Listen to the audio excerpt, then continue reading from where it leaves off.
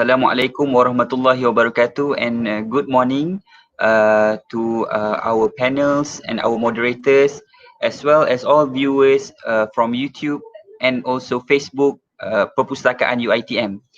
So for today, our webinar entitled The Use of Drone During Mass Disaster by Takaful Operators in Fulfilling Maqasid As-Shariah. Alhamdulillah, with blessing from Allah Subhanahu Wa Taala, we are able to do live webinar through the official social media platform of Perpustakaan Tun Abdul Razak, which is Facebook and YouTube Perpustakaan UiTM.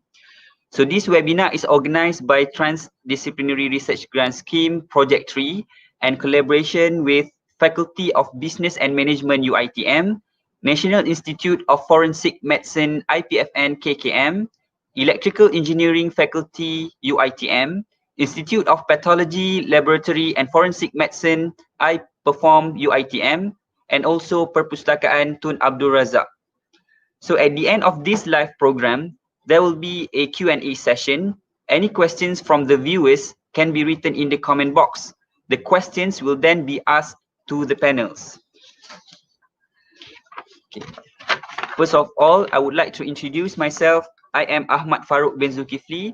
I'm a research assistant of TRGS scheme. So for today, I would like to introduce our panels.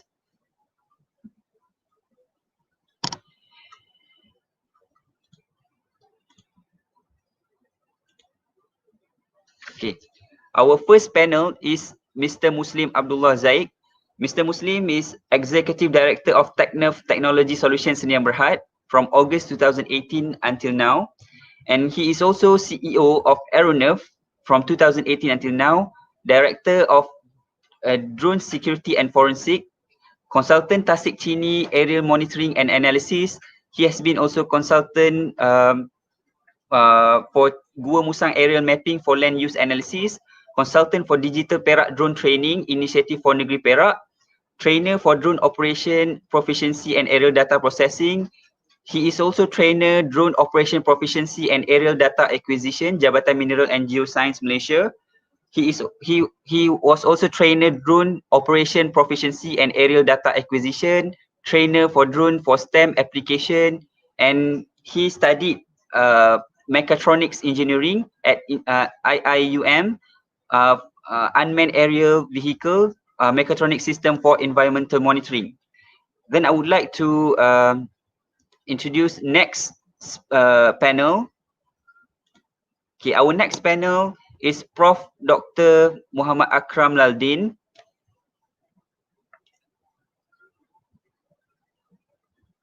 Okay, Prof. Dr. Mohamad Akram Ladin is Executive Director of the International Shariah Research Academy for Islamic Finance, ISRA, Professor at the International Center for Education in Islamic Finance, INSEF, Member of Shariah Advisory Council of Bank Negara Malaysia, Member of Shariah Advisory Committee of Employees Provident Fund, Member of Shariah Supervisory Council of Labuan Financial Services Authority, and many more. Okay, and he was also received an award of Excellence in Shariah Advisory and Research, Zaki Badawi Award, and also Anugerah Maulidur Rasul by the Government of Malaysia.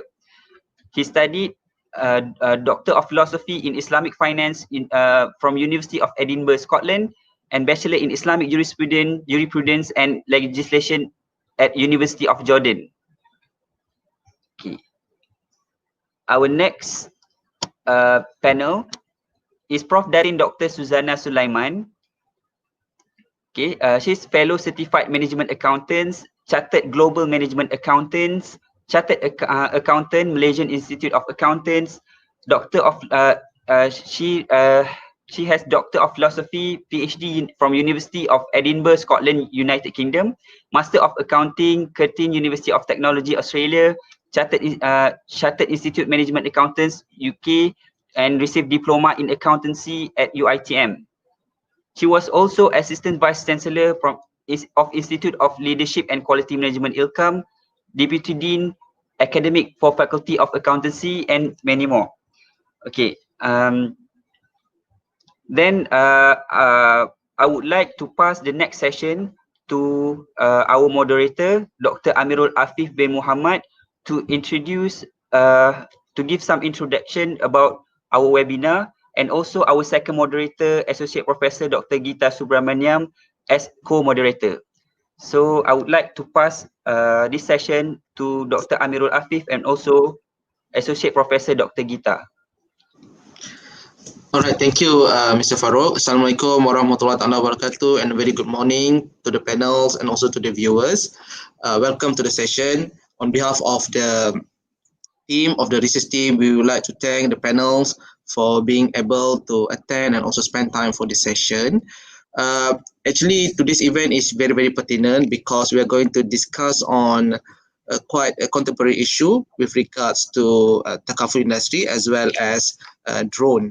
So to give some scene setting, I would like to share with the panel and also the viewers that this research is funded by the Ministry of Higher Education under Transdisciplinary Research Grant Scheme, and we are looking at the use of drone for DVI, which is a disaster victim identification, particularly during mass disaster.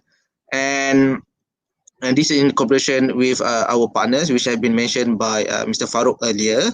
So before we focus on that, I would like to give some brief introduction that our NADMA, National Disaster Management Agency, which is agency that handling mass disaster management in Malaysia, intends to ensure fast and efficient disaster victim identification.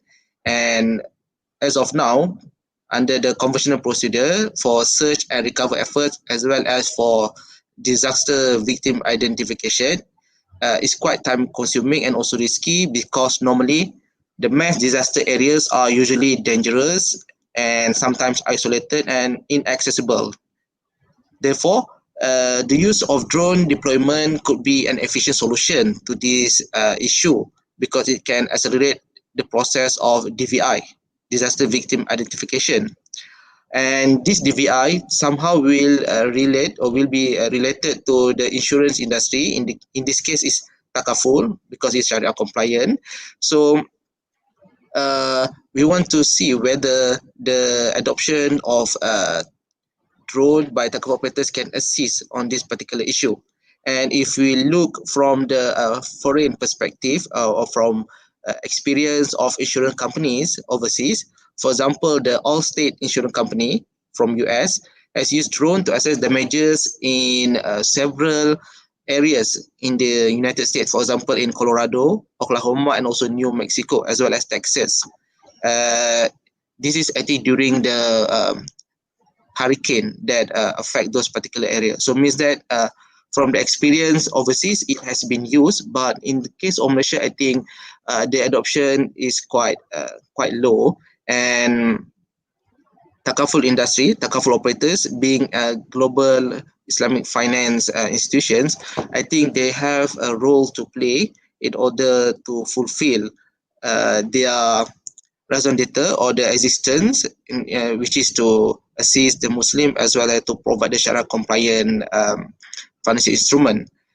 But we expect we think that the cost of using drone assisted technology might be associated with high initial costs. But we would like to pose a question whether the social benefits can outweigh the costing issues.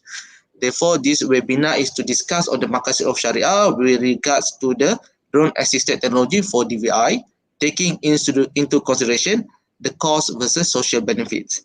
So I think with that as a scene setting or the premise for this today's webinar, I would like to invite Mr. Muslim to deliver his presentation on drone, and after that will be continued by Prof. Akram on the Maqasid, the aspect of Maqasid component, and also the importance of Maqasid for the Takaful operators with regard to the drone adoption. And then last but not least, Prof. Datin, Dr. Suzana will deliver or deliberate on the cost and also social benefit issues. So without further ado, I would like to invite Muslim, please.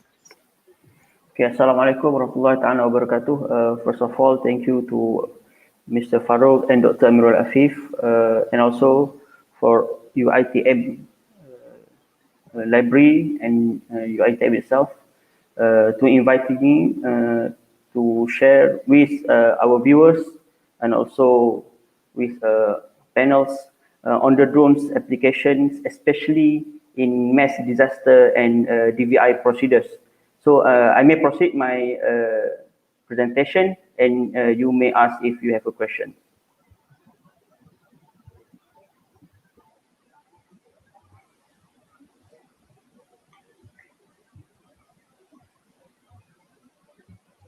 Okay, so everyone, you can see my screen.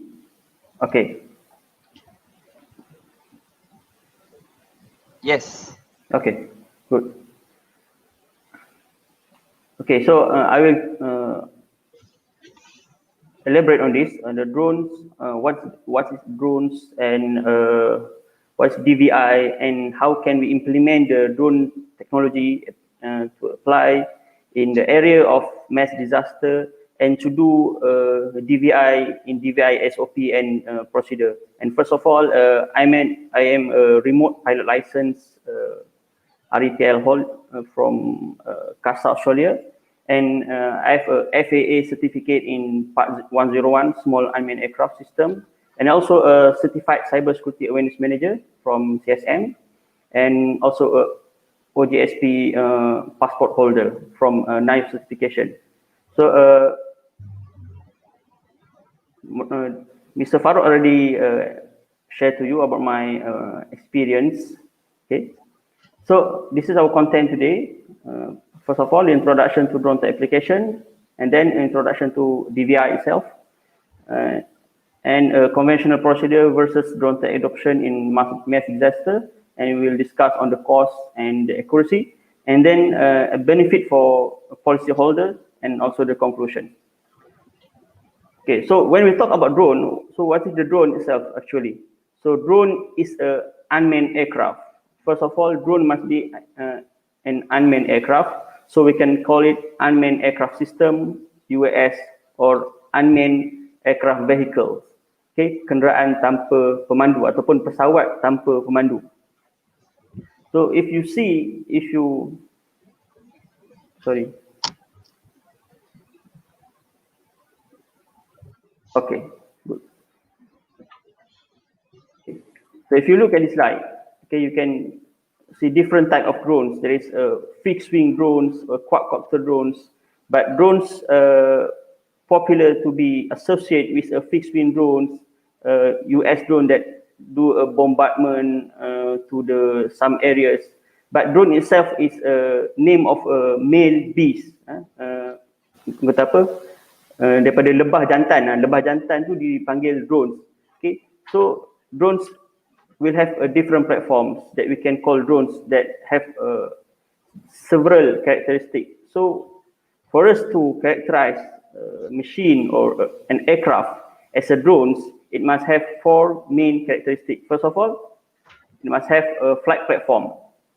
Okay, maybe the flight platform on a multi-copter platform or helicopter platform, or aircraft or airplane platform, fixed wing platform, or we can call hybrid platform. There's many platform that we can call it as a drone, as selagi mana ia adalah sebuah unmanned platform tanpa pemandu.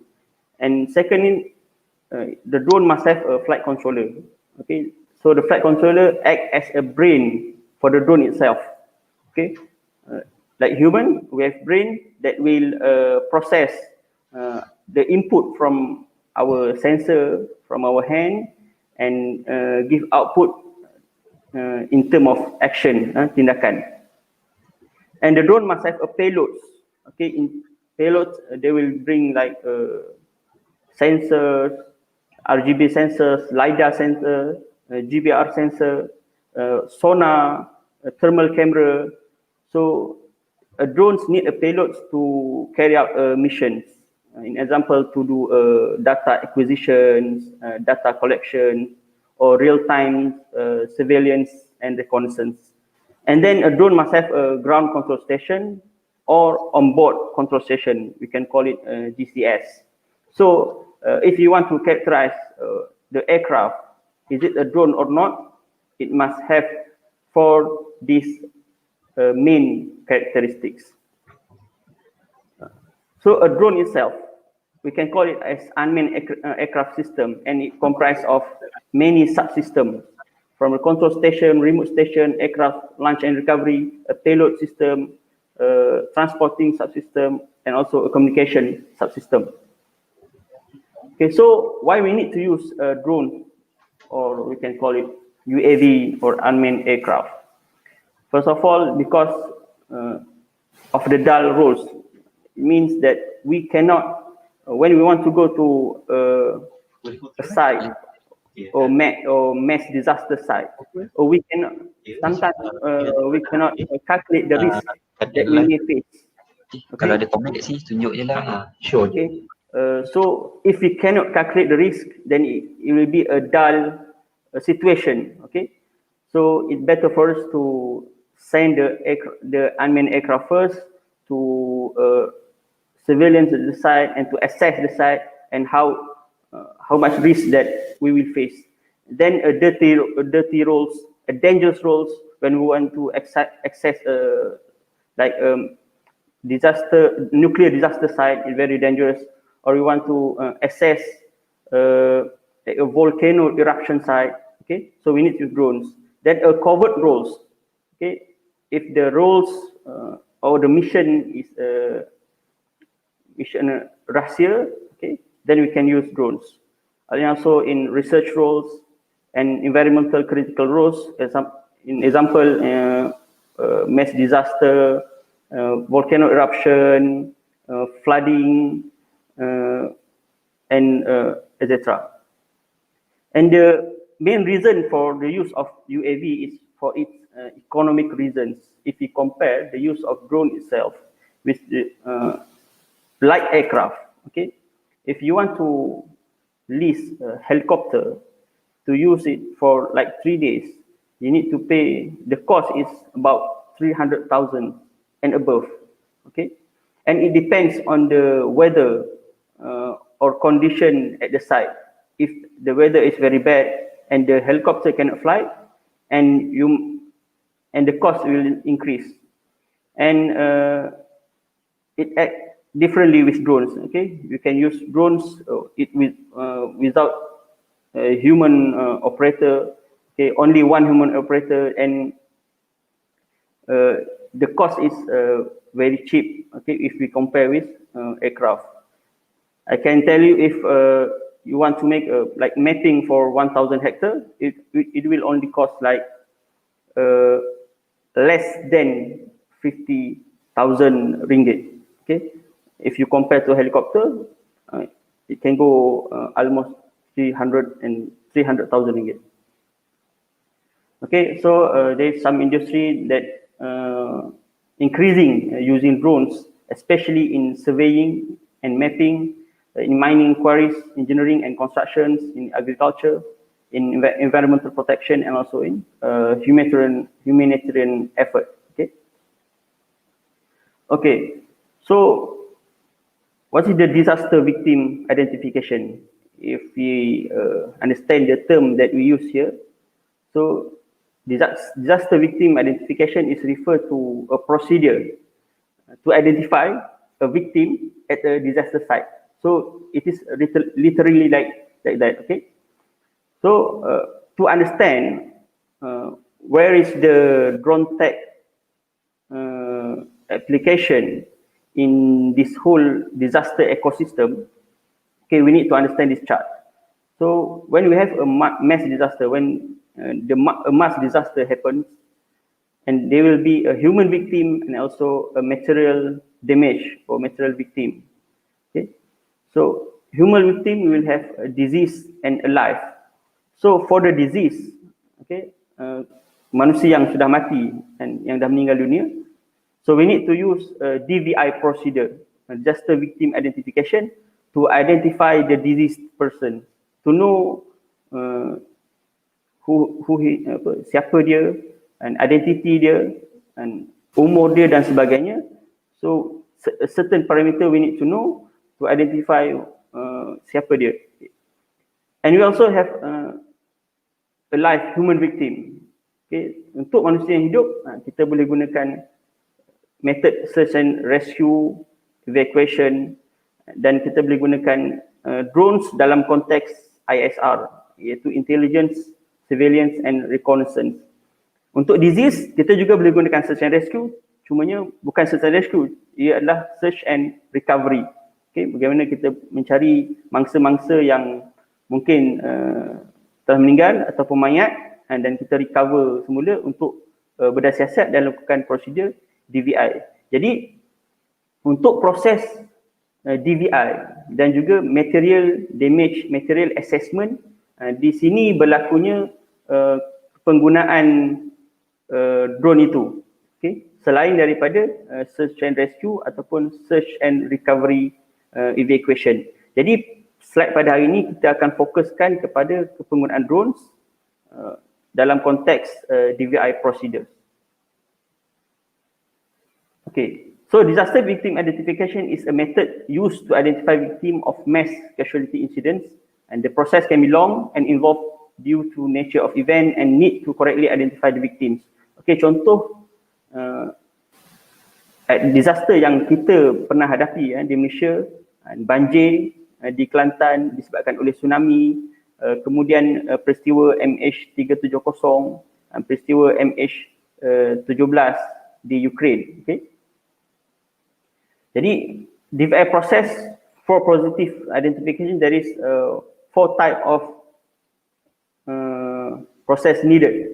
And first is to identify the fingerprints of the deceased, and the second one to use odontology method to know about the teeth. Maksudnya refer pada gigi mangsa, kita boleh mengetahui detail dan berkenaan dengan mangsa tersebut, umurnya, apa penyakit yang dia alami dan sebagainya.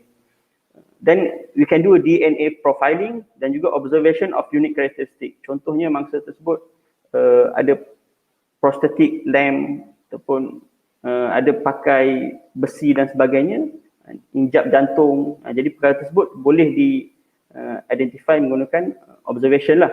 Jadi ini antara 4 proses utama dalam identify victim tersebut.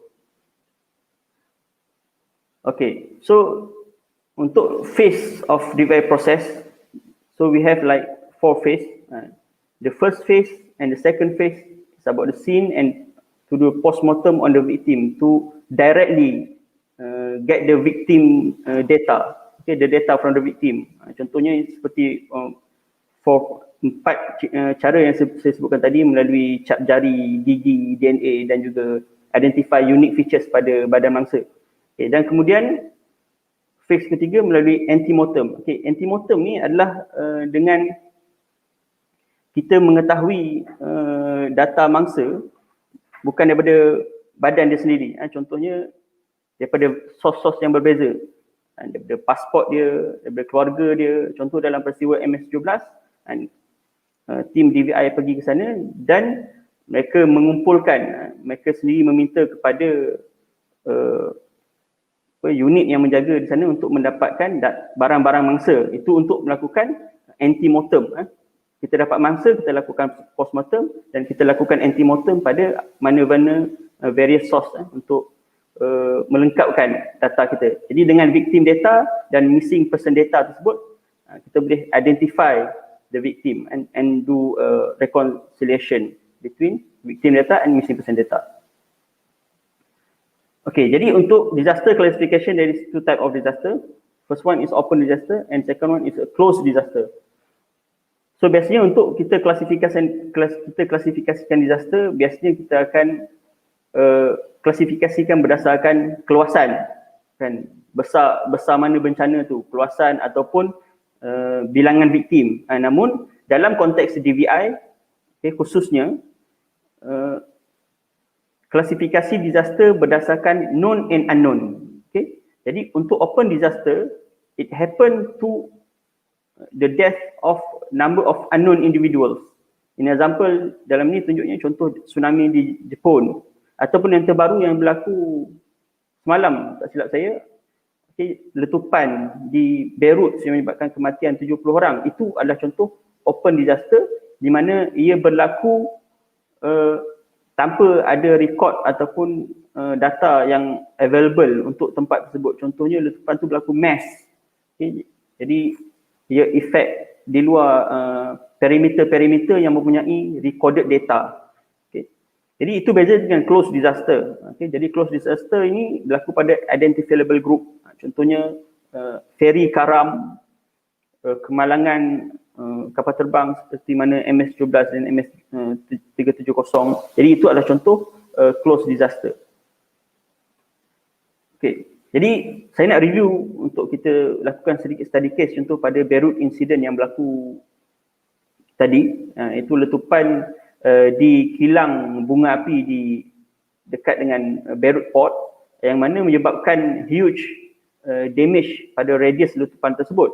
Jadi ada dua cara untuk kita assess kawasan ini. Yang pertama through satellite lah, satellite monitoring, satellite reconnaissance dan sebagainya untuk kita ambil data tersebut melalui certain teknik nanti kita akan kongsikan dan hasilkan peta dan kita boleh kira radius yang terlibat. Namun bila mana untuk kita mendapatkan the more details aspect, more details calculation and more details in term of accuracy, and because we want to know how many victims yang ada dan berapa ramai yang dah hidup, berapa ramai yang telah tercedera, yang dah mati dan sebagainya, we need to use drone technology because drone can fly paling rendah dalam 10 meter, 15 meter and to got a good accuracy, a good resolution that can be processed by certain data processor software and to extract the data from the site. Okay, so for the DVI command and structure, there is a DVI commander role, specialists and also photographers and juga scene and post mortem recovery. Saya betulkan ini, photographers. Okay.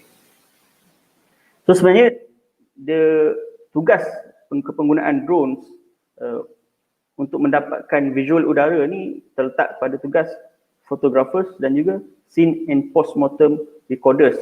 Okay. Jadi aplikasinya adalah dengan panggil teknologi data acquisition technology dan menggunakan drone.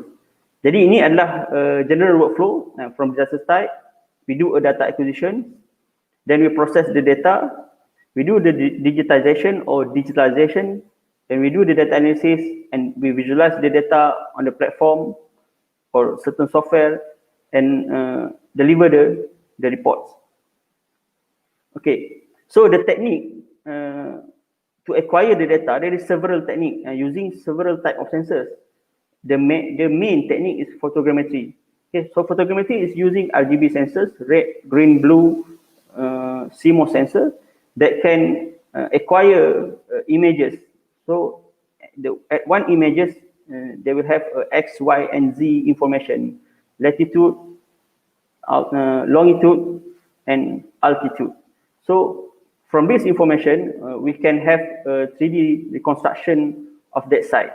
Okay, in example, we can also use the photogrammetry method to access archaeological sites or to access like we found a corpse ataupun mayat ataupun rangka, skull. So sebelum kita mengalihkan bukti tersebut kepada makmal, kita boleh lakukan photogrammetry method dahulu untuk preserve the bukti-bukti yang ada. Okay? Jadi dengan kita preserve bukti-bukti yang ada, walaupun kita alihkannya ke makmal, kita masih boleh refer kepada digital documentation yang kita miliki. Jadi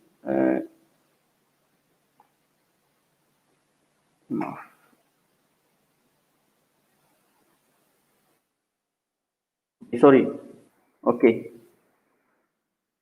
Okay, ini contoh archaeological fieldwork yang dilakukan menggunakan teknik photogrammetry dan anda boleh lihat di bahagian gambar belakangan ni bagaimana di site tanah runtuh ataupun earthquake dan kita boleh nilai kerosakan yang berlaku dengan melakukan 3D mapping. Okay? Jadi 3D mapping kita boleh dapat accurate data dan kita boleh bandingkan dengan data satelit yang sebelumnya ataupun data drone yang sebelumnya Jadi kita boleh calculate secara visual berapa persen yang terlibat, berapa kerugian yang ada dan berapa banyak kos yang diperlukan untuk membangunkan semula bandar tersebut. Okay. Ini lagi satu contoh fotogrametri application untuk ini contoh dalam crime scene, bagaimana fotogrametri of specialist mengambil gambar untuk melakukan digital documentation supaya mereka boleh kaji selepas itu. Contoh, walaupun mangsa sudah ditanam ataupun sudah ditanam, jadi jika ada kes tu baru, jika kita nak buka semula kes tu, kita boleh refer kepada data fotogrametri yang kita miliki. Jadi contoh lain adalah menggunakan LiDAR, Light Detection and Ranging, yang menggunakan laser. Jadi di sini kita boleh dapatkan different elevation profile daripada ketinggian pokok sehinggalah kepada Earth Surface Profile, okay, DSM. Okay, ini contoh bagaimana daripada aerial images kita boleh akses tanah runtuh dan kita boleh extract LiDAR data to produce DEM lah, to Digital Elevation Model or Digital Surface Model. Jadi kita boleh kaji berapa volume tanah yang telah runtuh, berapa luas kawasan yang terlibat, dan dengan menggunakan teknologi thermal sebenarnya kita boleh akses mangsa-mangsa yang mungkin masih hidup di kawasan tersebut. Okey, ini salah satu contoh menggunakan thermal camera. Dan jika kita padankan lagi dengan sensor yang lain, itu GPR, Ground Penetrating Radar, you can access dan juga kita boleh dapatkan data ataupun maklumat berkenaan mangsa-mangsa yang tertimbus, jika ada mangsa yang tertimbus pada kawasan tersebut. Cumanya perlu ada kebolehan untuk kita filter the data untuk differentiate lah between batu, besi, manusia, bangkai dan sebagainya. Jadi itu memerlukan teknik lain untuk filter the data. Seterusnya kita juga boleh gunakan sonar, sound navigation and ranging, dan sonar ini digunakan secara meluas dalam search and recovery untuk MH370 digunakan oleh sebuah syarikat yang menggunakan UUV, Unmanned Underwater Vehicle, yang menggunakan teknologi sonar untuk melakukan assessment pada dasar laut ketika itu. Okey. Jadi jika kita bandingkan conventional procedure versus drone-tech adoption in mass disaster, bagi di pihak kami di Aeronaf, kita belum ada pengalaman yang meluas dalam bidang mass disaster, tapi bagi kami kita boleh bandingkannya dengan pengalaman-pengalaman dalam industri. Okey, jika kita lihat pada mass disaster, ia berkaitan dengan scale of incident. Scale of incident ni sama ada sudut keluasan dia ataupun sudut berapa ramai mangsa yang terlibat. Jadi semakin besar scale, semakin banyak resource yang diperlukan untuk melakukan search and recovery dan juga untuk melengkapkan prosedur of disaster victim identification. Okay, jadi jika anda lihat line berwarna merah itu menunjukkan kadarnya linear increasing lah untuk cost yang diperlukan, okay, untuk lakukan DVI. Namun bila mana kita implementasi teknologi drone, kita dapat kurangkan kos tersebut mungkin lebih daripada 50%. Dan ini pengalaman kami dalam industri, khususnya mining and construction, dan kita rasakan ia adalah algoritma yang sama yang kita boleh lakukan kira-kira dalam disaster site.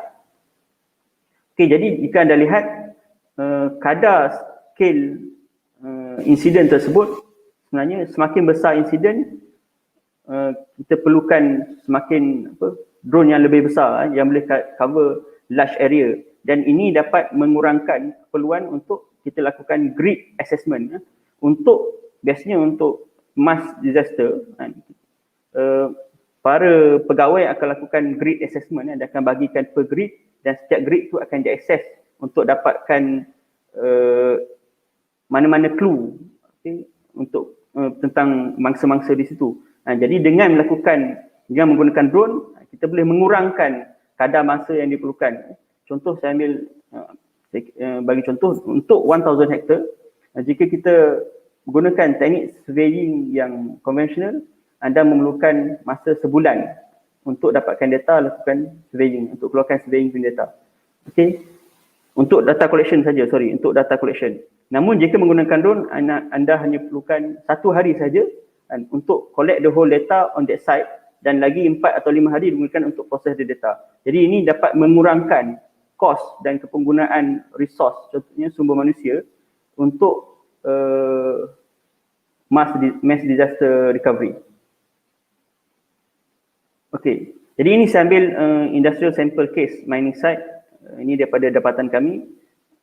Ia meningkatkan produktiviti dalam sangat banyak dan mengurangkan 90% masa yang digunakan untuk mengukur, memantau. Okay. Yang mana biasanya masa yang ambil banyak ni disebabkan oleh kita memerlukan resource yang banyak, yang contohnya tenaga kerja manusia yang perlukan lebih banyak masa untuk bekerja lah, sebab berkaitan dengan cuaca, kelemahan manusia dan sebagainya. Kemudian untuk progress tracking, kita berjaya tingkatkan 40% increase in net profit and boleh mengurangkan 60% cost lah, okay, khususnya untuk site survey dan management, okay, di mana menggunakan teknologi drone. Okay, jadi seterusnya on accuracy, on conventional method, conventional dan drone type adoption in mass disaster. In term of accuracy, dengan menggunakan drone dapat meningkatkan resolution, kita memperolehi data yang mempunyai resolusi yang lebih tinggi.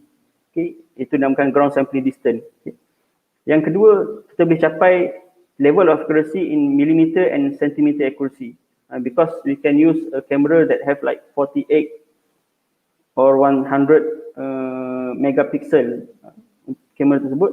Jadi ia boleh capture image yang detail. Okay. Dan seterusnya berkenaan dengan absolute accuracy and relative accuracy. Okay, ia agak panjang untuk saya ulas di sini.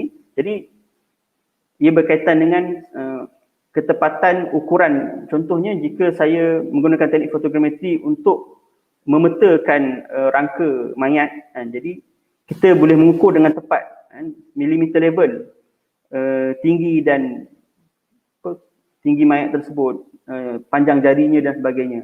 Dan kita juga boleh dapatkan ketepatan akusi dari sudut geografi dengan menggunakan drone. Jadi itu ada dua ketepatan, satu ketepatan tempatan, satu lagi ketepatan global. Okey.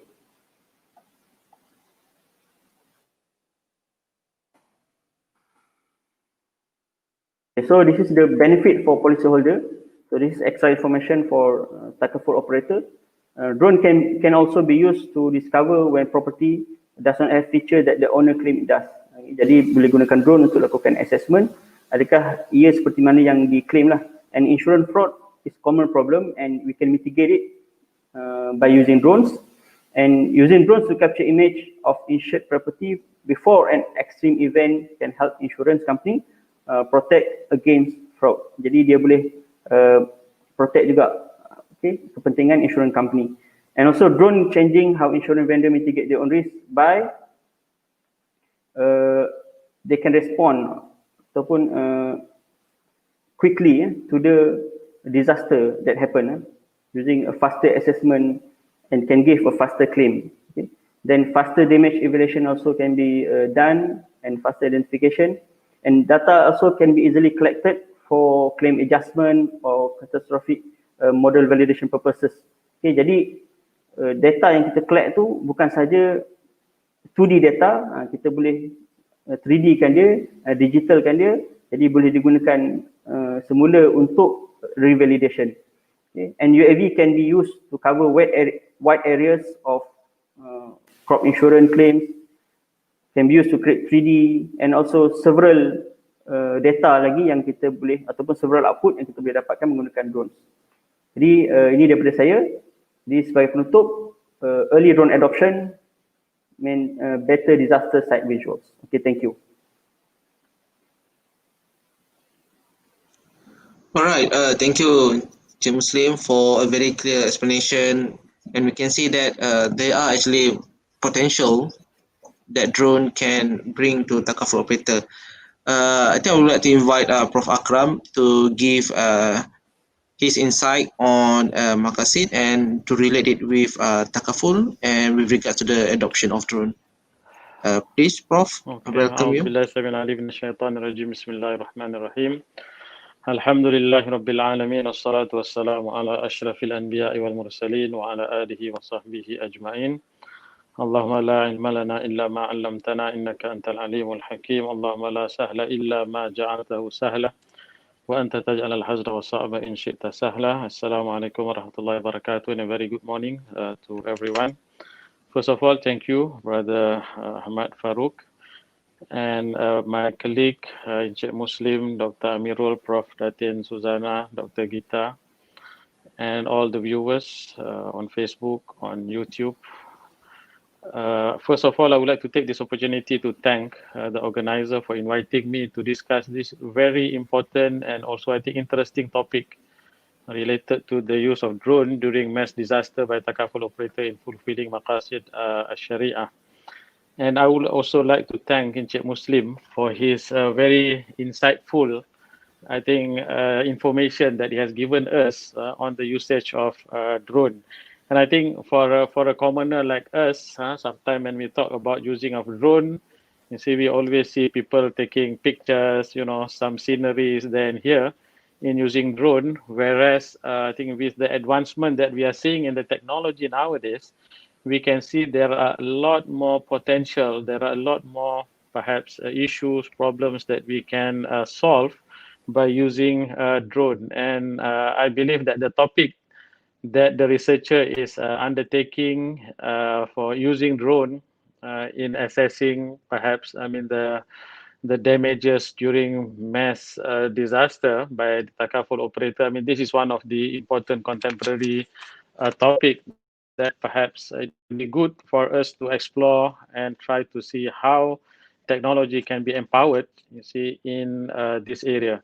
And I believe that, you see, moving forward, I think now we are experiencing this COVID-19 pandemic, and we are seeing that even, I think, the fact that today we are communicating through the technology.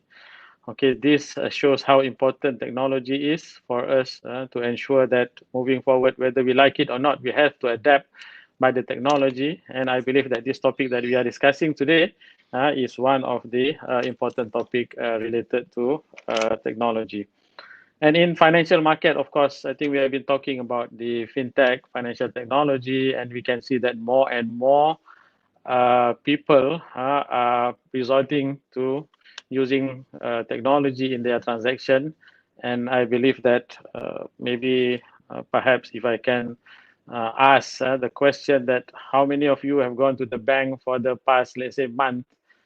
Perhaps maybe only one or two among hundreds or thousands that have visited the bank. Why? Because we are doing all our transactions through technology.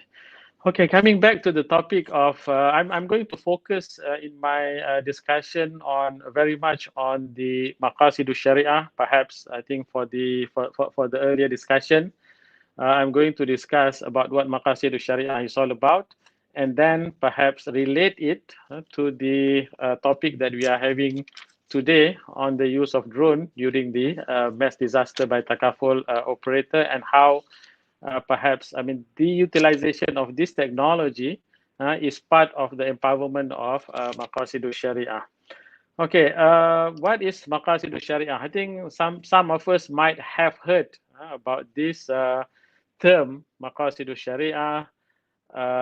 If you look into the literal meaning of Maqasid As-Shariah, basically it is the objective of Islamic law. And there are several technical meanings that has been defined by several scholars. Ibn Ashur, for example, he says that it is the purpose and wisdom behind the enactment of all or most of the Sharia rulings. Now, let me just give you some example in order for you to get more insight into what Maqasid As-Shariah is all about. Of course, if you look into the injunction of the Quran or injunction of the Sunnah of the Prophet ﷺ, there are things which we are asked to do, and there are things that we are requested to refrain from doing it. In the financial market, of course, when we have the banking system, for example, okay, the conventional banking system, I mean, they are charging interest, you see, and mainly the relationship between the client and also the banking institution is borrower and lender relationship, in which they are charging interest at certain percentage and whatnot. You see, in Islam, of course, it is clearly mentioned in the Quran, وَأَحَلَّ اللَّهُ الْبَيْعَ وَحَرَّمَ الرِّبَا, which means that riba is prohibited, meaning that charging and paying of interest is prohibited, but trading is permitted.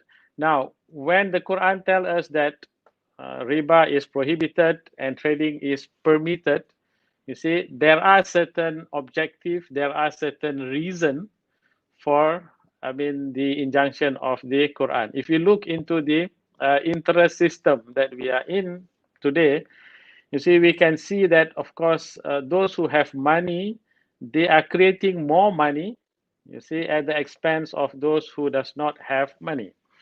Okay, so this is one of the reasons why Al-Quran have prohibited riba, because the notion of making money in Islam is that you have money, you have to empower it, create jobs, put into use in the society, so that we can expand the wealth. At the same time, we can assist other, you see, to enjoy the benefit of the expansion of wealth.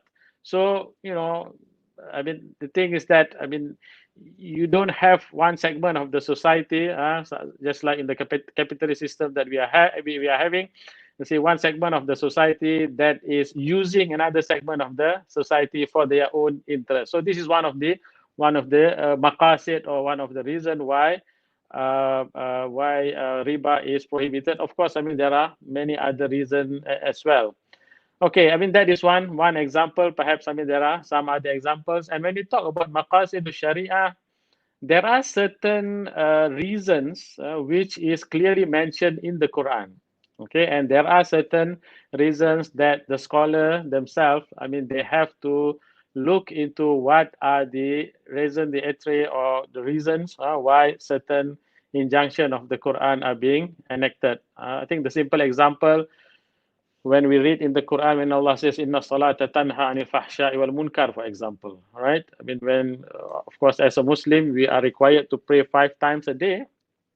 And the Quran clearly mentioned one of the reasons why we are required to pray 5 times a day is that our prayer will prevent us from doing bad things, from doing evil things, al-fahsha wal munkar. So this reason is mentioned clearly in the Quran. And I mean, from here, we can see that, you see, the scholars, I mean, they have expanded, they have developed this notion of maqasid. And of course, Ash-Shatibi, among the earlier one, Ibn Ashur, and all the other scholars, I mean, they are the one among the pioneers that have empowered, try to find what are the reason for certain injunction that we can find in the Quran or in the Sunnah of the Prophet sallallahu alaihi wasallam. So basically, we can say that behind the Islamic ruling, and maqasid in Islamic law is there for the interest of humanity. That's why Shatibi, he pointed out that the Sharia is for the benefit of mankind, both in this world and also the next. This is the primary objective of the lawgiver and a unifying factor which can be seen in all of the detailed rulings of the Sharia.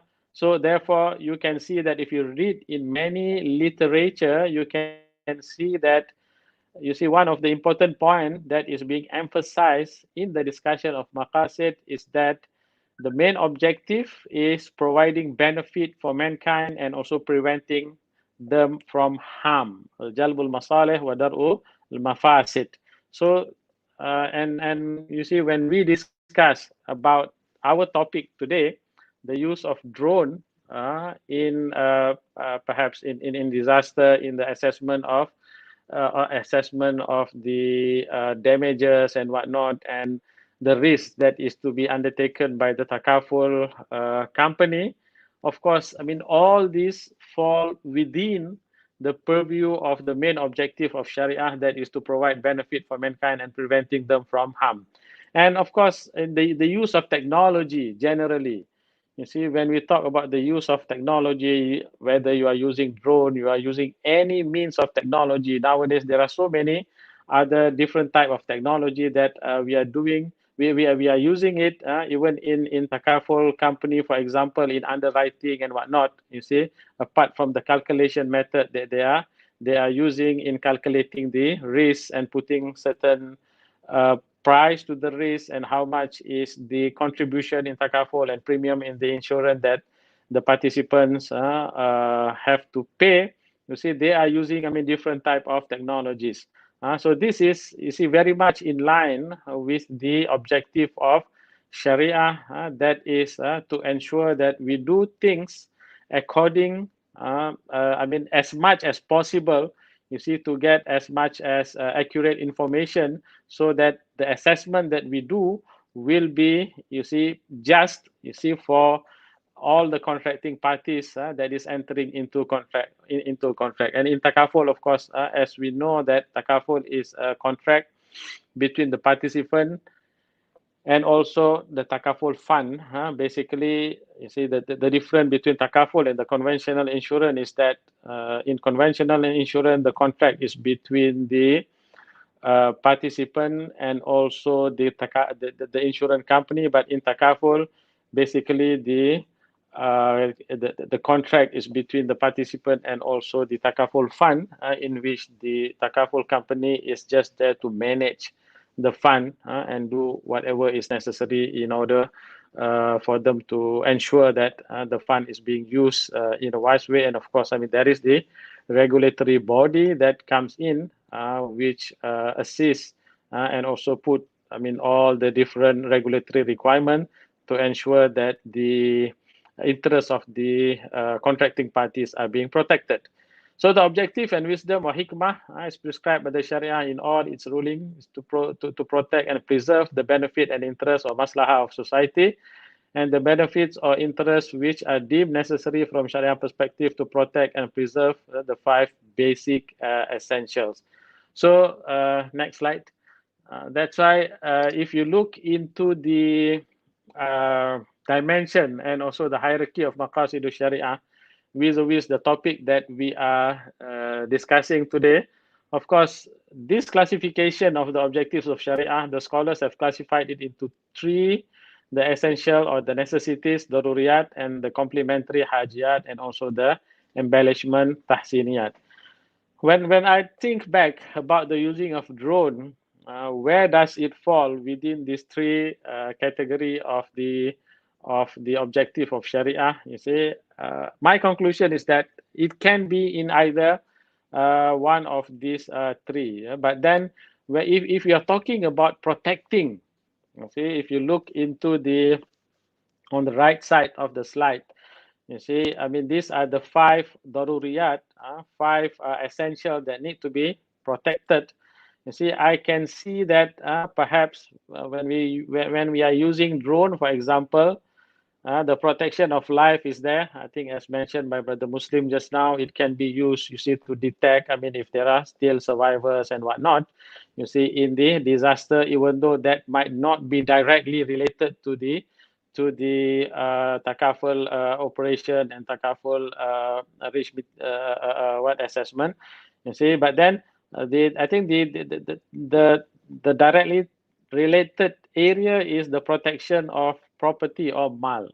Now, how this happen is that if you look into the first, I would say that Takaful operator, they can use or they can embed, you see, within their contract with the client. If, let's say, they are protecting mass disaster situation, for example, if that is the kind of protection that they are giving to their client, because as you know that, you know, Takaful operator, they need to price their product. You see, meaning that now, let's say, if you are taking a motor vehicle Takaful scheme, you see, depending on the type of your motor vehicle, depending on the security features that you have in your car or in your vehicle, depending on where you stay, which area you are staying. Actually, all these are the factors that are being taken into account. That's why sometimes when you are applying online, when you are applying for Takaful protection, let's say online, then there are certain questions that you will be asked. Actually, all these questions are being used in order for them to assess the kind of risk that they need to protect. Let's say if a person is staying in an area in which the area the rate of crime is very low, for example, compared to a person who is staying in an area in which the rate of crime is higher.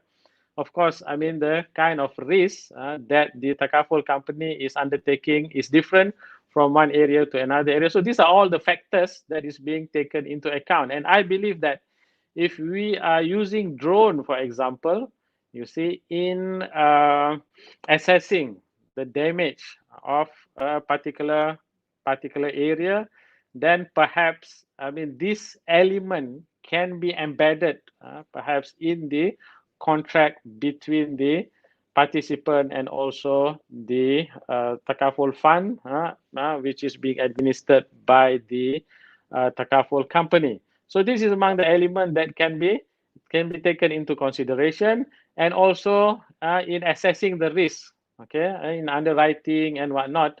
Of course, first, drone can also be used. Of course, our discussion is very much on using of drone at disaster site. You see, but before that, perhaps, I mean, what are the kind of disaster and whatnot? So these are also perhaps among the area in which, in the process of underwriting, the Takaful company might, you see, use the data, you see, from the previous or from, some other previous instances in order for them to assess the risk, and from there they can always assess what is the value of the risk that is need to be protected, and they can embed that, of course, I mean, in the pricing of their Takaful product. That is one area. The other area that I can see is that in terms of claim, I think Brother Muslim also did mention earlier on. I mean, in his presentation, you see, what is the extent of damages, for example, So how do you access that? And of course, when drone is being used, because Takaful company usually, whenever an instances happen, you see, that will require them to pay out the compensation to the participant, then they will need to do their homework, of course, in order for them to get the right amount. Of course, the participant always have the right to put certain price and to say that, okay, my damages is this much. And of course, I mean, there are certain limit to it sometimes, depending on the type of Takaful protection that you are taking, you see. But then in claiming, you see, for your right upon a disaster, then the claimant also have the right to put their assessment, you see. And of course, I mean, this assessment need to be verified, you see, by the Takaful operator, and the verification process in the case of, let's say, disaster and whatnot, then the verification process will be done more accurately if the drone technology is being used, and the benefit of it, we mentioned earlier on Jalbul Masalih Darul Mafasid, and the benefit of it goes back to the Takaful fund. You see, you just imagine, I mean, if let's say the claim is 1 million, for example, but if there is no drone is being used and they just pay out 1 million, but then if drone is being used, then they can go very accurately in assessing the real damage, in which, I mean, the real damage cost is less than 1 million, maybe 600,000, 700,000. So you can imagine how much of saving, you see, the Takaful fund can do. And of course, I mean, that saving will be beneficial for the Takaful fund, and it can be used for some other purposes as well. And I think the other area, I'm not going to go through the slide in detail.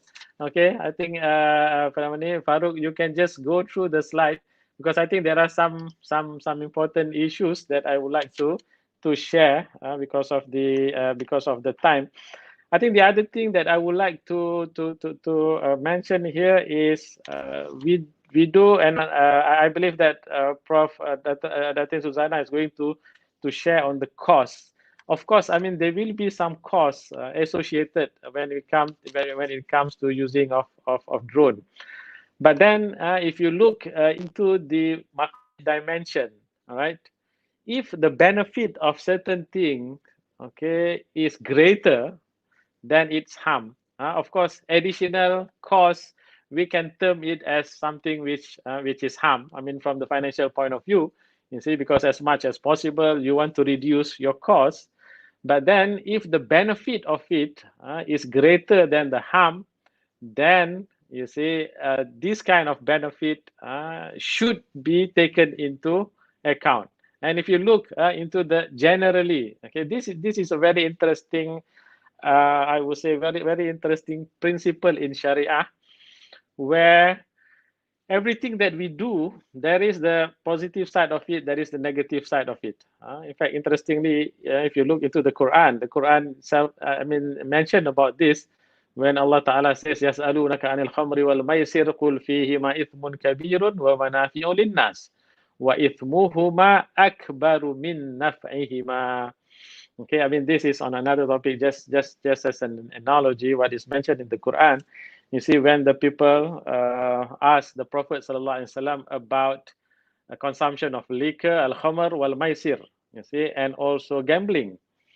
And the Quran says that, okay, tell them that because the Prophet ﷺ does not, you see, gamble, he does not drink liquor. So people were wondering, what is the position of gambling? What is the position of consumption of liquor? Whether, you know, because at that time, the consumption of liquor and also gambling has not been made illegal by the Sharia. So the Sahaba, I mean, they wanted to know what is the position of it. You see, and the Quran says that they ask you about consumption of liquor and also gambling. Tell them, قُلْ فِيهِمَا إِثْمٌ كَبِيرٌ وَمَنَافِعُ لِلنَّاسِ. That in these two things, you see, in these two actions, I mean, there are ithmun kabirun. There are great evil. There are a lot of evil for it. I mean, the impact of it. I mean, the negative side of it is very, very great. وَمَنَافِعُ لِلنَّاسِ. But there are also some benefit. Okay. وَإِثْمُهُمَا أَكْبَرُ مِنْ نَفْعِهِمَا. But then the evil effect of, I mean, these two things is greater than the benefit of it. So that is the reason why Allah subhanahu wa ta'ala have make it forbidden, the consumption of liquor and also gambling. Of course, when you talk about the consumption of liquor, I mean, it will blow people's mind, and you know, people will do all sorts of nonsense when they are intoxicated, and that will definitely bring harm. And there might be some benefit for it. I'm not sure. I mean, some people said in the cold weather country, those who consume liquor, that will make their body warm and whatnot. Perhaps that might be some of the benefits. Similarly, when it comes to gambling, you see, well, when people are addicted to gambling, whatever money that they have, they will take loan, they will do that and this, you see, in order for them to gamble, and that brings more harm. But what I want to emphasize here is that you see the, you know, benefit and also the harm. So when it comes to costing, you see, we need to weigh between the benefit and the harm, and also, of course, partially this can be perhaps embedded in the contribution that the people are going to pay for the Takaful plan that they are taking, you see, because at the end of the day, of course, it will benefit them, because the beauty of Takaful, in quite a number of Takaful scheme is that, you see, if there is any surplus in the fund, then it will be either paid back to the participant, or it will be deducted from the following year's contribution. So that, because as I mentioned earlier on, the Takaful concept is that it is the Takaful fund belong to the participant as a whole. It does not belong to the Takaful operator. The Takaful operator is just operating the fund, and also, I mean, they will be taking certain percentage of fee for operating the fund. So all in all, I can say that, I mean, the benefit of using drone, you see, will be much more compared to the perhaps the downturn of it. So I don't see any Sharia issue, of course, when it comes to using of drone, you see, in assessing the damages in the Takaful industry. Okay, just before I conclude, you see, it is possible to use the result of social utilization benefit analysis to see whether drone should be used by Takaful operator. Yes, of course. You see, as I mentioned earlier on, we need to do a holistic assessment to see what is the economic benefits and what is the impact and whatnot. I mean, all this, you see, have to be done, and the cost of it can be embedded, of course, I mean, in what we are doing. Okay, I think I will stop there. I have seen some questions, perhaps towards the end. You see, I will be happy to address or to take some of the questions, and perhaps in order to give the chance to some other speakers, perhaps I will just stop there and hope the discussion is beneficial. And I would like to take this opportunity to wish, I mean, the team of this research topic, I mean, all the best. And I believe that, I mean, this is one of the good contribution that you guys are doing, you see, particularly to the industry, you see, in order for us to move forward. So thank you very much. Assalamualaikum warahmatullahi wabarakatuh. Waalaikumsalam. Thank you very much for Akram for a very insightful explanation, and I think the discussion becomes more interesting with Prof Akram viewpoint just now. So without further ado, I would like to invite Prof Datin, Dr. Suzana, to deliver his presentation. Please, Prof. Assalamualaikum, and thank you to the organizer. So a good insight from Encik Muslim and also Prof Akram on both on the drone and also on the Maqasid As-Shariah. So what I would do is I will concentrate on the cost effectiveness model. Okay. So basically, my presentation today will be based on the questions that has been posted to all of us. So I'm picking up only on the elements of cost, which I hope it could assist in our project. And for the benefit of the viewers, I'm also one of the team member, okay, for this transdisciplinary grant that we received from Kementerian. Okay, so my presentation outline will be basically on the cost effectiveness model, trying to make it as simple as possible to explain the elements in the cost effectiveness model. And we will look at in terms of the related to the victims and government, why in terms of the when there is a disaster, and how that could be considered as social utilization. And I will look into how can we relate the efficiency and effectiveness model into Maqasid As-Shariah. And later we look in terms of what is social benefit from the costing point of view, right? And how this could also be applied, how this efficiency and effectiveness can be adopted into this social benefit analysis. Okay, so basically, next slide. Farouk, please.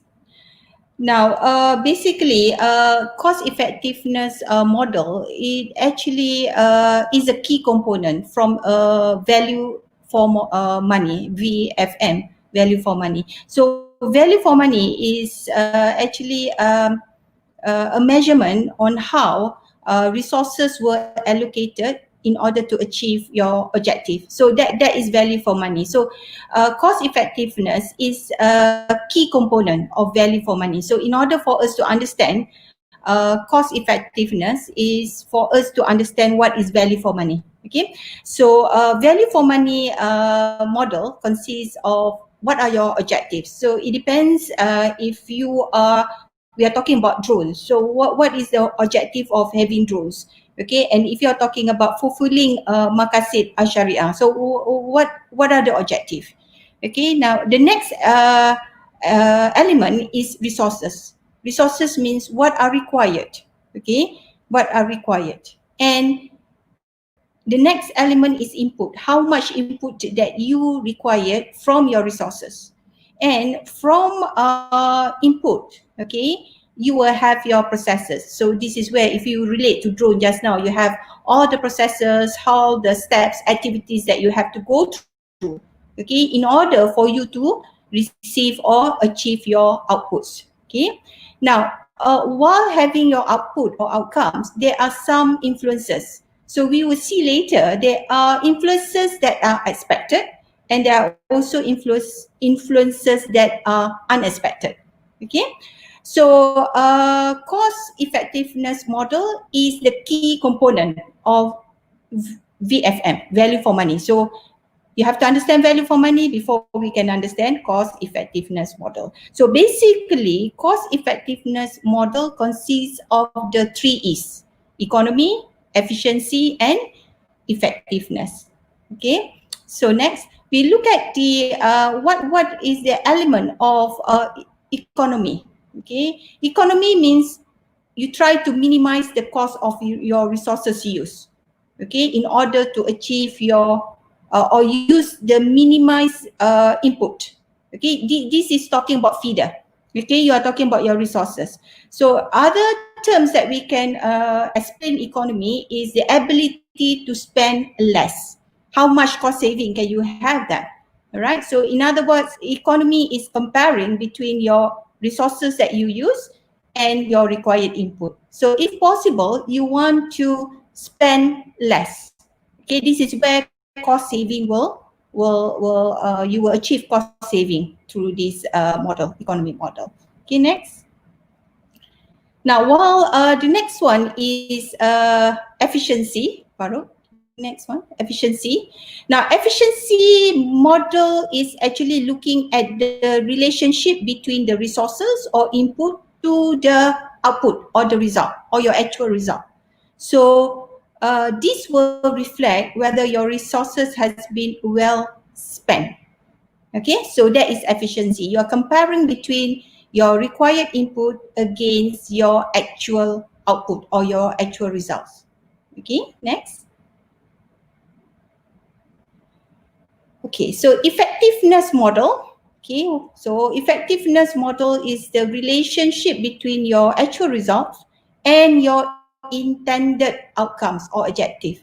Okay, as I mentioned earlier, you have 2 types of outcomes. Intended is what you want to achieve, but along the way, there could also be unintended outcomes. Okay, so effectiveness model is looking at whether we have actually spent wisely. Okay, whether we have wisely spent our resources. So we are comparing between our result, our actual result against our intended outcomes. Okay, next. So cost effectiveness is where I mentioned just now is talking about the 3 E's, okay, the 3 E's, and it is looking at the optimal use of your input or resources to achieve the intended outcomes. And cost effectiveness is part of the VFM or value for money. Okay, so if you were to incorporate all, okay, go to the next slide, Farah. you could see that from this slide, okay, you could see the elements of value for money model, okay. So, okay. Value for money models provides all the three E's main components and their relationships and cost effectiveness. This model, if you could see from the left hand side, it starts with determining the objective and the resources required. And then this is followed by the input required by the identified processes in producing the output, right? And the output later will be matched against the outcomes. Now, on your right hand side, you could see that we have other influences and outcomes there. So if we're being influenced by other factors, expected and also unexpected, and this may result into both intended and unintended outcomes. So if you could see that cost effectiveness model is the below part there, is a part of VFN. Okay, so this is why I say that the 3 is part of the cost effectiveness model, and cost effectiveness model is the key component for the value for money model. Okay. Okay, next slide. Okay.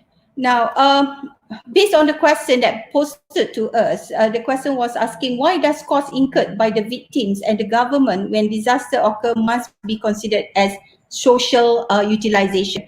So first of all, I think in order for us to understand or to answer this particular question, it is important for us to know or to understand what is disaster. So I Google it and I discovered that disaster occurs when an extreme event exceeds a community ability to cope with that event.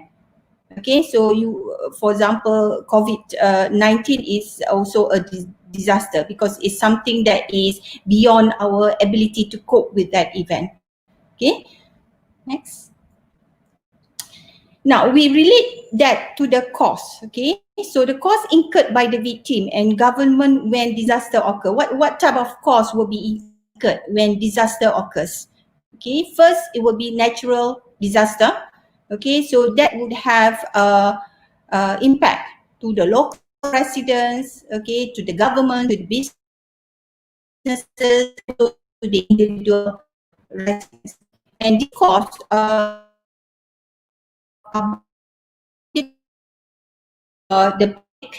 the public will be affected, all right? And this is where you require local and federal disaster fund being used, okay, when there is a natural disaster.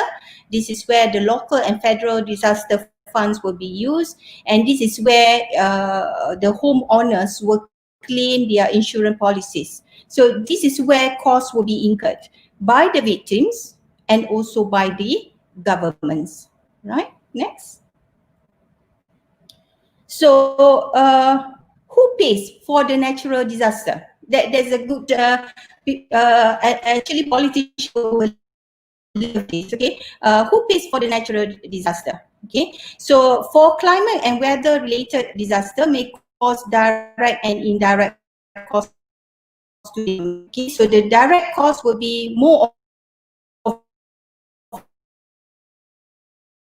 yes,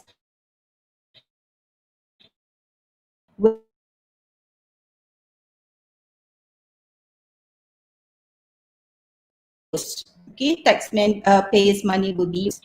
But the natural disaster also through disruption of businesses because of the property damage or inability to impact to the economy. All right, so this is what, okay.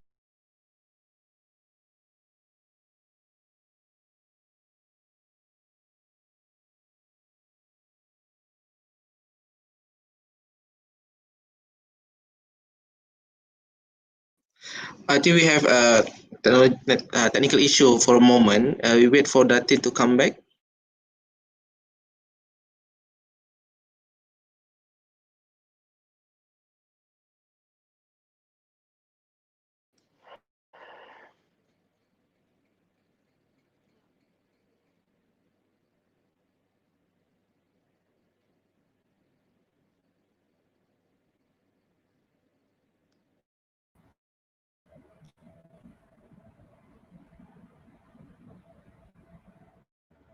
Okay.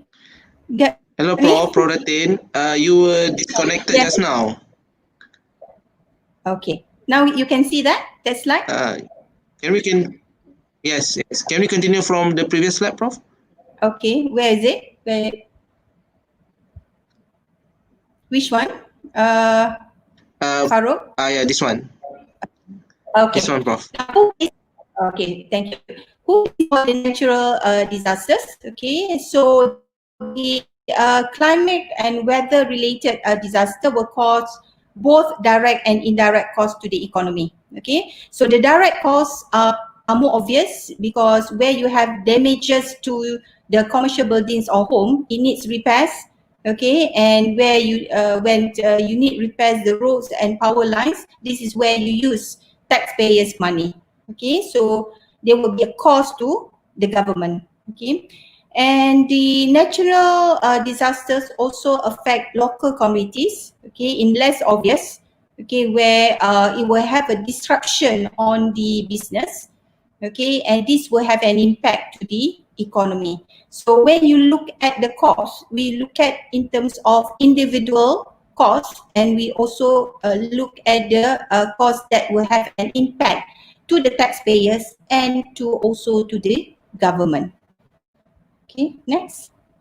Now, why is it important for us to understand the process by which national disaster produce community impact? Why is it important? There are 4 reasons. Okay, first, when we have the information about the disaster, okay, it can help us to identify the pre-impact condition that make the communities vulnerable to the disaster impact. Right, so you can more of managing it before it happen. Right. Second reason is because information about the disaster impact process can be used to identify specific segment of each community, because certain disaster might only impact on certain group of people. Okay, so we need to know, okay, which group of community or people, okay, which have the greatest impact on this disaster. Third reason is because the information about the disaster impact can be used to identify the event-specific condition to determine the level of the disaster impact, how impactful, how the degree of damages, okay, on the disaster. And lastly, the reason is to understand the disaster impact process, allow planners to identify suitable emergency management intervention. So this is where sometimes we are more proactive, okay, before something happen. Okay, that's why you sometimes you have a typhoon. What you will do is that you will move the people around that area to a safety place before it happens. Okay, so these are why it is important for us to understand the process of the national natural disaster. Okay, the next question is how to measure efficiency and effectiveness of social utilization in achieving the principle of Maqasid As-Shariah. Okay, next slide. So what I've done is actually putting or taking back the model that I have showed to you earlier on the efficiency. What we can do is that we need to look at how much the resources has been well spent. Is it well spent? So how did you measure whether the resources has been well spent? So in order for us to measure efficiency is to compare, okay, the input, right, the resources that you have put in. Okay, so if you use drone, for example, so input will be the drone will be as part of your required input, and output. What is the result of the result? Okay, whether you have cost saving, whether you get a better data, okay, you get more accurate data, reliable data. So that is efficiency. Okay, next. How about effectiveness? Effectiveness is actually looking at the relationship between your actual result and your intended outcomes. Whether the intended outcomes, the principle of Maqasid As-Shariah has been met, right? Or sometimes this is what you expected, but you have better result. This is unexpected, right? So effectiveness is looking at your actual result against your intended outcomes or intended objective. Okay, so effectiveness is actually looking at whether we have spent wisely or otherwise. Okay, so as Prof Akram was saying, it's no point that you spend so much, okay, but the benefit is so little. Okay, so even in management accounting, we did this cost benefit analysis. So cost benefit analysis, the benefit must outweigh, okay, must be above your cost. Otherwise, it's not worth, okay, going into that particular process or that particular activities. Okay. Okay, next. Now, from the point of view, from the management accounting point of view, what is social benefit? Okay, what is social benefit? Okay, social benefit can be defined as the total benefit to society from producing or consuming a good or a services. Now, how do you measure this? How do you measure social benefit? Okay, people can say that you create social benefit, but how did you measure it? So social benefit includes all the private benefits plus any external benefit of production or consumption. So what we are saying is that external benefit must be, your social benefit must be more than your private benefit. Now I don't think so you would understand that, but I will share with you an example. Okay, Akram? Sorry, Farouk. Okay. Now let us look at this situation here, right? Now example is where you cycle to work. Now on your left hand side, okay, you have the personal benefit. If you cycle to work, all right, the private benefit that you would get will be, for example, lower cost of cycling rather than driving, health benefit of cycling, ability to avoid congestion, and also quicker journey to work, right? But the social benefit of cycling also include the external benefit, okay, such as in the middle, you could see that less congestion for other road users, lower pollution level from a decision to cycle rather than drive, and also better health may lead to lower healthcare costs. Okay, so therefore, in this case, the social benefit of cycling may be greater than the private benefit. So how did you measure social benefit? Is actually personal benefit plus the external benefit. All right. So this is how I could, in terms of costing. Okay, this is how we would explain or measure social benefit. Okay. Now, why does the benefit received by the victim and government must be considered as social benefit, right? Number one, because it improves or increases the value for money test. Okay, because we have looked at the value for money model. Why we need to consider social benefit? Because it also improves value to the public, the processes, and also reduce costs without sacrificing outcomes. Okay, so in management accounting, if possible, we want to maintain the quality. Okay, what we should be focusing on is on the cost. We try to reduce costs, but the outcome must be at par, at least previously, or should be better. All right. And the social benefit, why it is need to be considered is also we dismiss the traditional cost cutting initiative that normally lead into higher cost and lower quality care. So we don't want in the way that the traditional cost cutting is that you reduce cost, but you at the expense of the quality. Okay, we don't want that. All right. Next. And I have few other reasons why benefit that received by the victim and the government must be considered as social benefit. So those are all the reason. Okay, it improve better outcomes related to the cost of achieving them. When you talk about government, okay, is a public sector.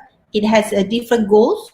You need to please the taxpayer. You need to please the NGOs. You need to please the political parties. Okay, so this is where when we use this value for money model, it's much easier for the government, okay, to justify on their result or outcomes, because they have used this appropriate measurement such as the tree is. Okay, all right, next. Okay, this is also the reason why the benefit received by the government and the victim, it should be considered as social benefit. There's a long list of that. Okay, so when the benefit received by the victim and government considered as social benefit, the measurement also show, okay, how the outcome can be improved, how outcome can be measured better or faster due to the new techniques, such as if you use drone just now, how much time can you save? How many number of victims can be identified within a short period of time? Okay, how much accuracy? Okay, if you were to delay the process, okay, so maybe you will not get the accurate data or result. Now, because of this, by using this value base with this relevant measurement, it will make the government able to track and report outcomes. Okay, and because of that, it can show and can assist the government for a better performance. All right, and because governments have many stakeholders, okay, so they need to have this data, okay, to justify, okay, how they have improved over time, okay, because they are talking about using the taxpayers' money. Okay, so from the costing point of view, this is where we think that we can assist the government on, especially on justifying on their spending. Okay, next. Okay, this is just additional. There are long lists of benefit. Okay, why victims and the governments must be considered as social benefit. Okay, so just sharing you with the long list there. Okay, next. Okay. Alright, so it continue until that. Okay. Now, how do we measure the efficiency and effectiveness of social benefit in achieving principle of Maqasid As-Shariah? Okay. So as I mentioned just now, and Prof. Akram has mentioned about cost against benefit. Okay, so this is where cost benefit analysis is the most common approach in evaluating any project. Okay, it doesn't matter when you talk about project, not necessarily just building a new factory or having a new property. No, it could also be applied in this type of disaster. Okay, so what we can actually extend the cost benefit analysis framework, okay, or understanding into social cost benefit analysis. So meaning that in this social SCBA, social cost benefit analysis, is where you look at not only the financial effect, but you also look at the social effect. All right, because when you talk about government, okay, this is where social effects comes in. All right. Okay, next. Okay, so the social cost benefit analysis, it calculates. You can calculate the cost looking at the effect. Okay, you have direct effects, you have indirect, and you have external effects. So direct effects are those costs and the benefit that directly link to the owners or users of the project or properties. Okay, so it will be the owner of the building that affected by the disaster. That is direct effect. Indirect effects are those costs or benefit that pass on to the producers and consumers outside the market which the project is involved. So let for example, you build a project, but it pass through a residential area. So those people who stay in that residential area would have problem with the app, with the noise, with the road damages by the lorries and so forth. So these are indirect effect. Okay. Now, what are the external effect? Okay, so external effect are the cost and that benefit that cannot be passed on to any existing market because they are related to issue like environment. Okay, so this is when you talk about environment is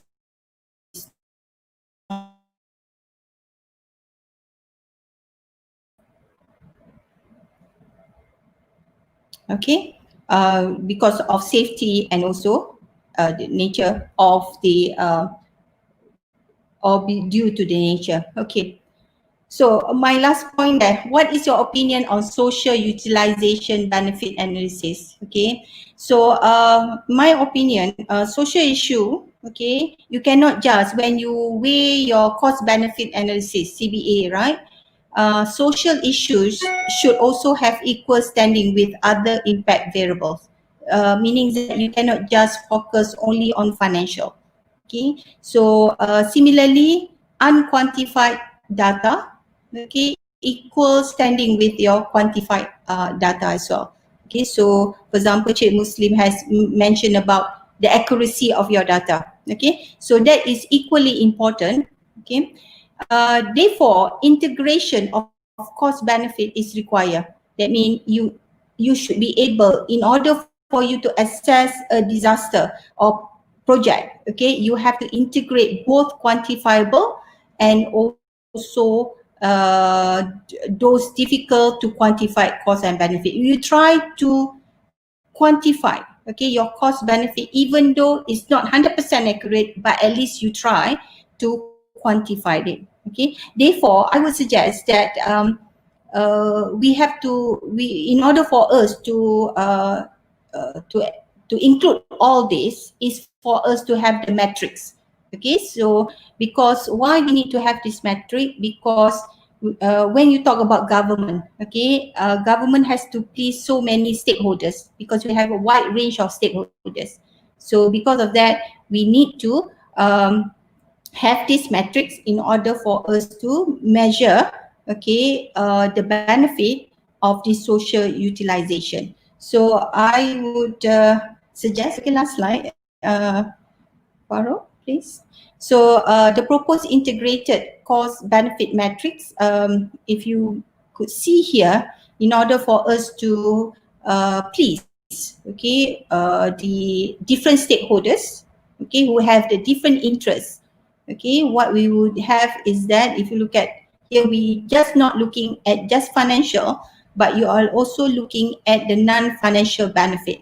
Okay, accuracy is part of non-financial benefit. Okay, fast result is also non-financial benefit, right? So that will cover, okay, balance between the financial and non-financial.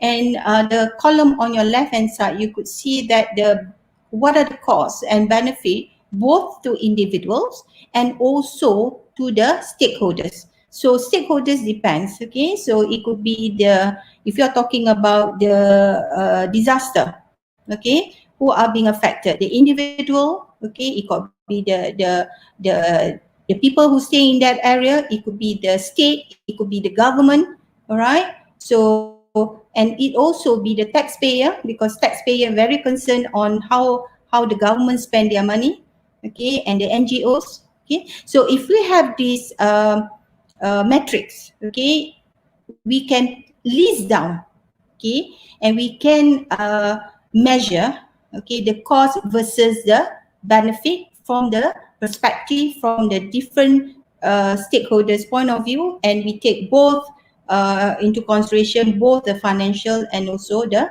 non-financial. Okay, with that, thank you. Thank you very much, Prof. Datin, for very enlightening deliberation just now. I think we have quite ample time, 20 minutes for question and answer session, and we'll pick up questions from the viewers as well as maybe questions from our research partners. So I think there's a question that I can see here from the Facebook.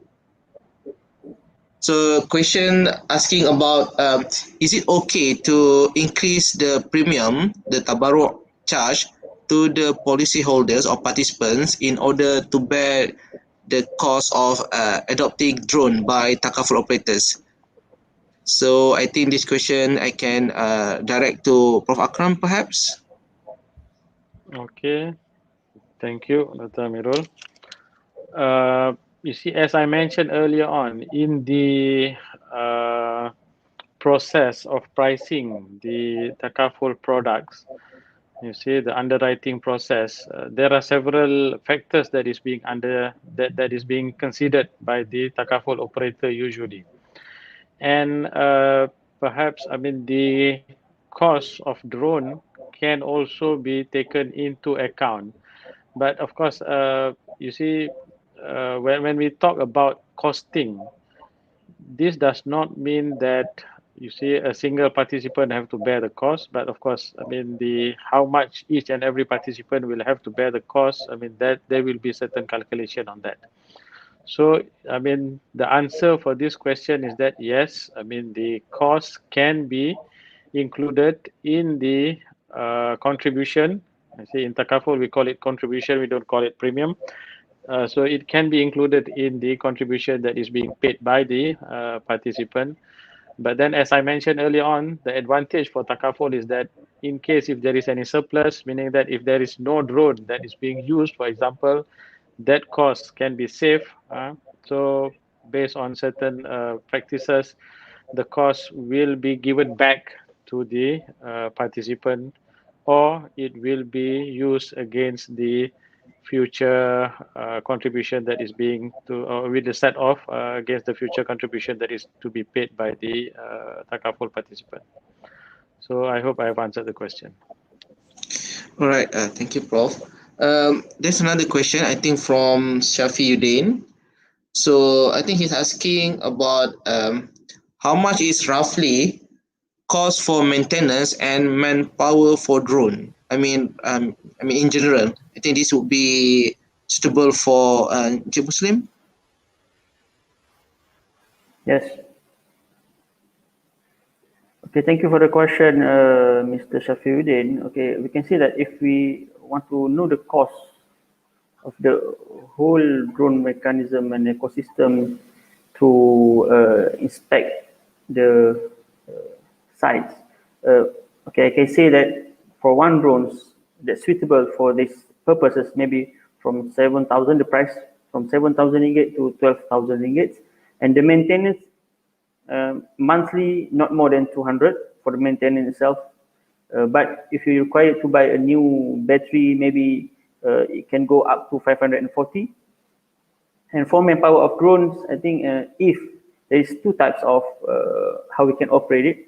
Firstly, you yourself can be an operator of the drones. So you need to attend a training. Maybe the cost will be like from 650 to 1,000 or 2,000, depends on what courses, on what certification you need to have. And also, if you want to hire third party or vendor to work with you to operate a drone, they will charge you per hour or per area. Maybe per area, per hectare, they will charge you like 100 per hectare or 200 per hour. So that's rough, and you can add on how much. So this is a rough cost for drone maintenance. All right. And manpower for drone. Just a follow-up question, Encik Muslim. Still on the costing part.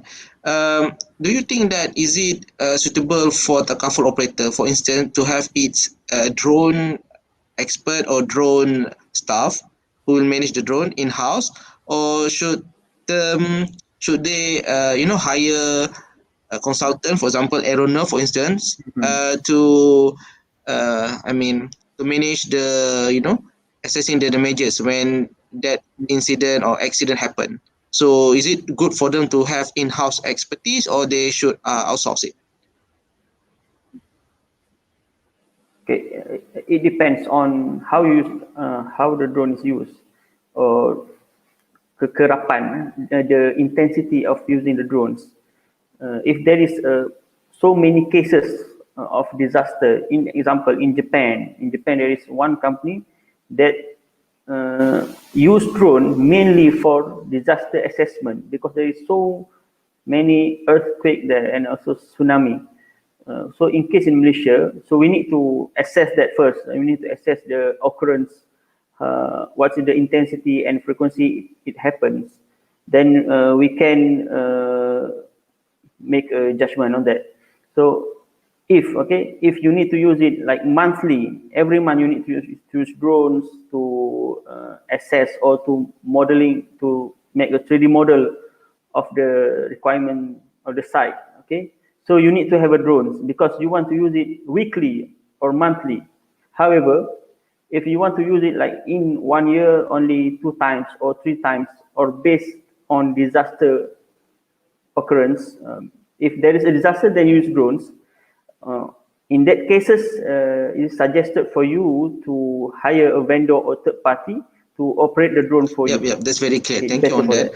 I think on the same premise, and the same question also, I would like to ask Prof Datin. So Prof Datin, if based on Cik Muslim explanation, if Takaful operator, for example, can leverage on the use of drone instead of not only for mass disaster but also for other accidents, for example, so it can achieve the model that you have proposed just now, the personal benefit as well as the external benefit.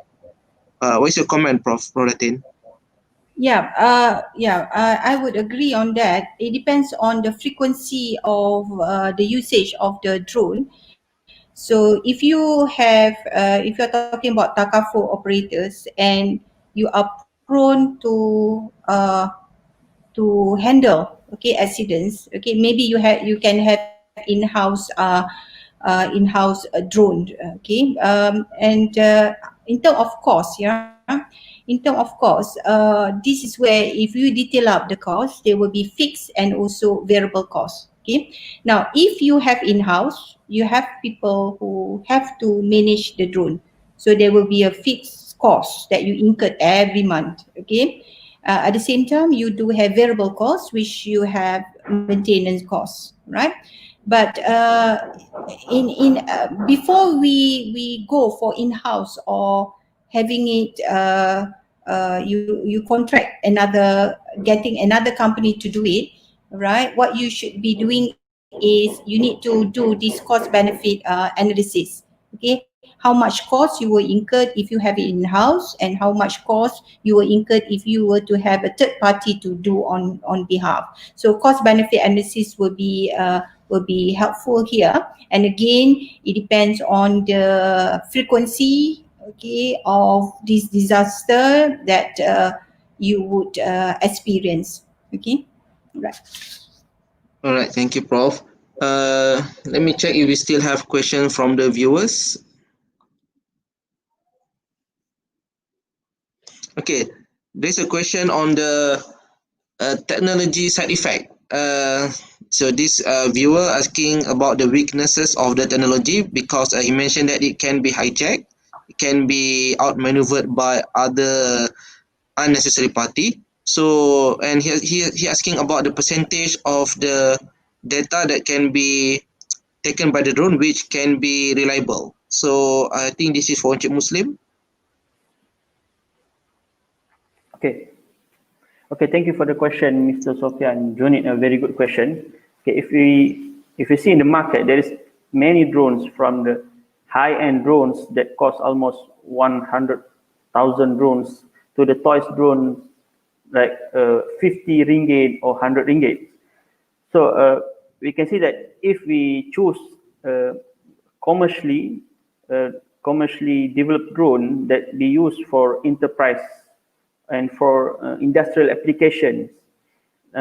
That certain drones that the price is more than 100 ringgit or more than 30,000 ringgit, there is what we call it jaminan keselamatan from the developer, okay, daripada penghasil drone tersebut. Okay, kerana apa? Kerana memang drone itu digunakan untuk tugas-tugas yang lebih kritikal berbanding disaster management. Contohnya untuk oil and gas inspection, dan data di oil and gas plant, offshore plant more important. Jadi kebanyakan penghasil drone memberi jaminan tersebut. Okay. Namun kita tak dapat nafikan there is a risk for hacking, okay, ataupun hijacking of the drone data from the drone itself. So that for us we need to have a safety measure for our side. How we uruskan data tersebut, how we manage the data. Okay, in example, okay, when we make a mapping, right, the data will be dia akan masuk dalam the SD card of the drone itself. So habis mapping, we need to transfer immediately. In example, we need to transfer immediately, or we need to delete certain sensitive data that we are already transferred. That's how we manage the data. But to ensure safety of our data, we need to study first the best drone that can secure our data, because many high-end drones memberi jaminan lah for data security ni. Alright, thank you, Encik Muslim. So clearly that there's an issue of safety of the data that must be considered as well when adopting or using the drone. So let me check if there's any more questions from the viewers.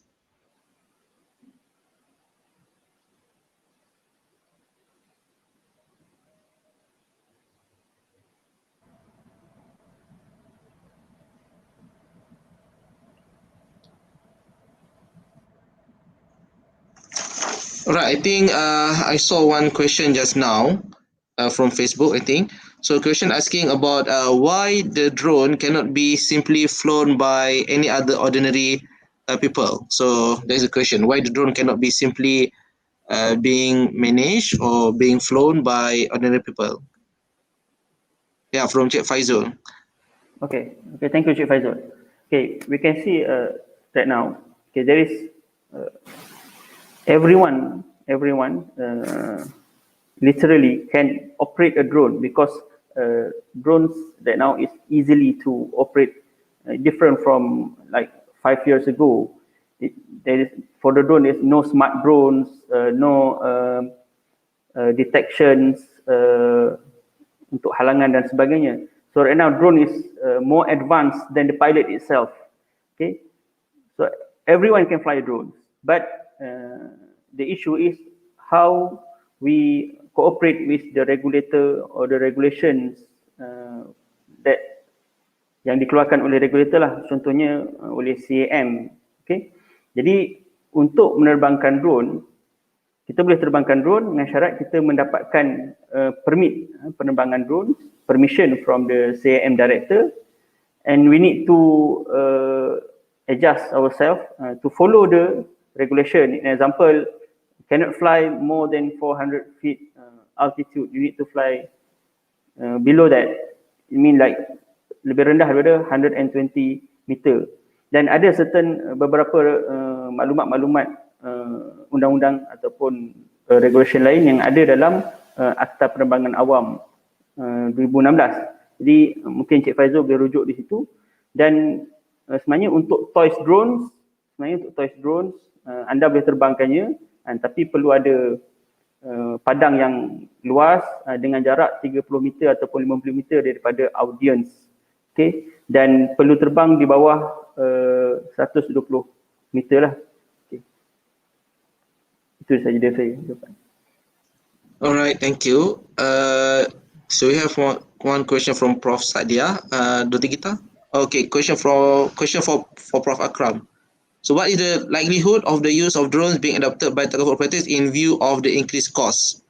And taking into consideration the benefits being perhaps more social rather than to businesses. Please, Prof. Okay, I think the consideration, one of the consideration of the Takaful company when they whether they want to adopt or not will be the cost, definitely. You see, and I think the Takaful company before deciding whether they are going to use drone or not, they will be, making the cost benefit analysis. You see, in order to determine whether is it worth it for them to use drones or not. I think the answer for this question is that it all depends, you see, on the cost benefit analysis that is going to be undertaken by the Takaful company in order for them to adapt or not. But as I mentioned earlier on, not necessarily that the cost is higher than the benefit, because if let's say by using the data from the drone, it can assist in making the Takaful company to calculate or get an accurate or a better cost, you see, that they are going to pay out to the Takaful participants. Then definitely, that there will be a cost saving on the part of the Takaful operator. So again, as I mentioned, they need to do the cost analysis benefit before any decision is being made by the Takaful company. And perhaps, from the business point of view also, if it is viable, then I'm quite sure that they are going to take it and adapt it. Allahu Alam. All right. Thank you, Prof. Dr. Gita, do you have questions? Yes, thank you, Dr. Amirul. Thank you very much to all the three esteemed speakers. You have given us a very clear perspectives in your own way. I've got one question for Mr. Muslim. Muslim, we see that in countries like US, China, Japan, even India, drones are being used by insurance companies. But there's a very slow pickup or a slow take up in Malaysia. What is your view on that? What could be the possible reason? Okay, thank you for the question. In my opinion, the sebab yang terbesar adalah maybe the awareness from the operator itself or the Takaful drone company itself on how the drone can be used extensively in purpose of site assessment, building assessment, also victims, something like that, to help them to build the complete and information on their side. Because based on our experience in 2 years in drone industry, specifically as a drone as a service, we see that the most challenges is how to make certain people understand how can the drone itself give benefit to them in terms of cost saving, because they will see that if you want to use drone, you need to buy a drone. Then you need to add some more 7,000, 12,000, and you need to maintain it like 500 ringgit, 400 ringgit. You need to pay a permit, 800, 250 per day.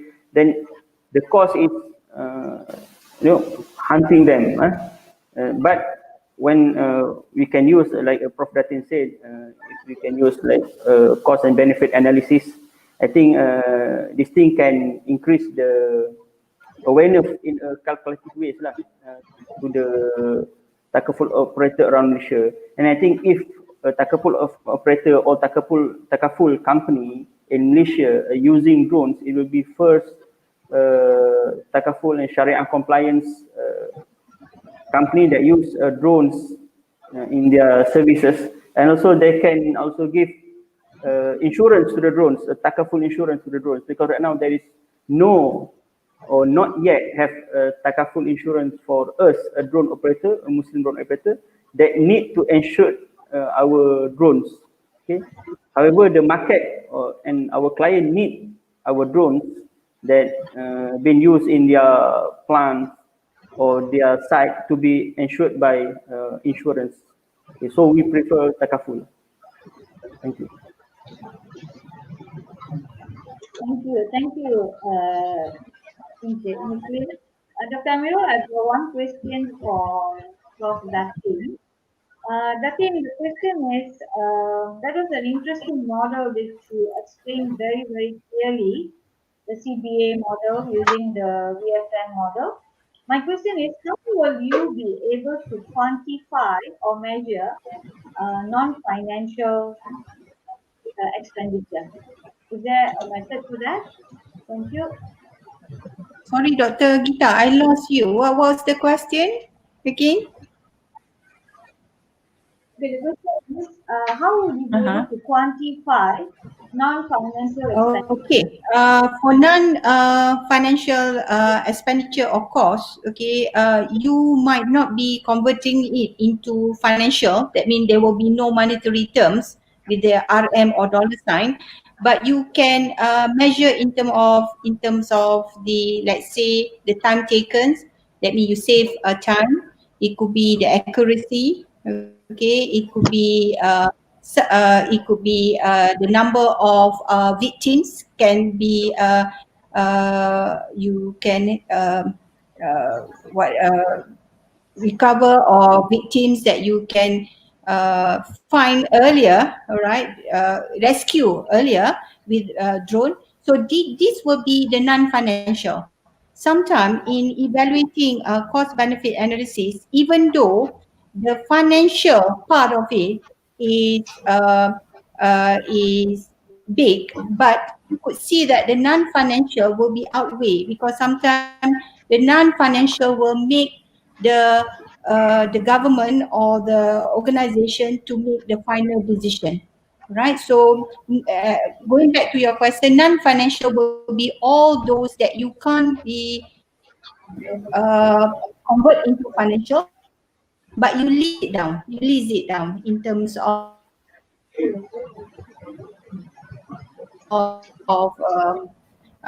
victims that you recovered with or without drones. Okay, so these are the time save and so forth. So this is where you don't put it in the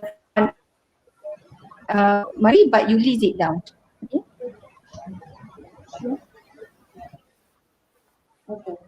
So in other words, you just list it down, but you don't put a quantity or a measurement for it. Am I right?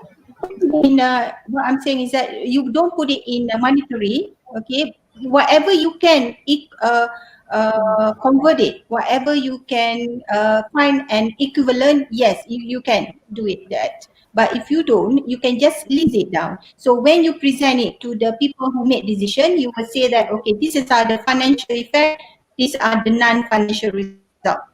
Right? Sometimes the non-financial result might influence the decision maker, okay, in making their final decision. Okay. All right. Thank you, Datin. All right, thank you, Dr. Gita. I think we have one last question from the Facebook of Pita. This question is for Encik Muslim. She asking about in terms of the adoption of drone, how wide, or in terms of penetration of the drone in Malaysia for the 3D job that Encik Muslim has mentioned earlier. So, Encik Muslim, your comment on this? Great. So 3D job is refer to the difficult job, right? Or difficult, dangerous, and dirty. Yes. Not the 3D measurement, right? Okay. So in Malaysia there is a huge amount of what we call huge market for the use of the drone in mining industry. So the most 3D job in Malaysia, I think, in mining industry and also in construction industry.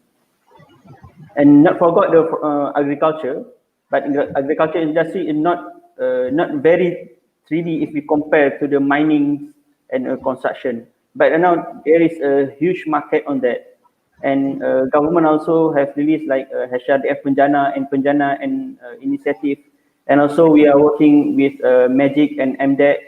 They have a boot camp for drone tech to increase the startup and also the involvement of young people, anak muda dalam aplikasi teknologi untuk industri.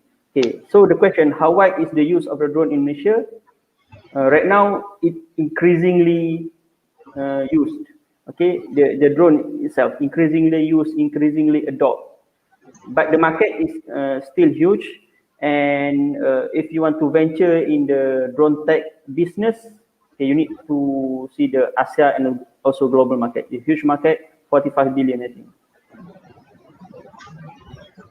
Thank you. Okay, I think that's all for today. Thank you to all the panels. So I'll pass this to Farouk, but to the panel, please maintain in the webinar. Yeah. So Farouk, over to you.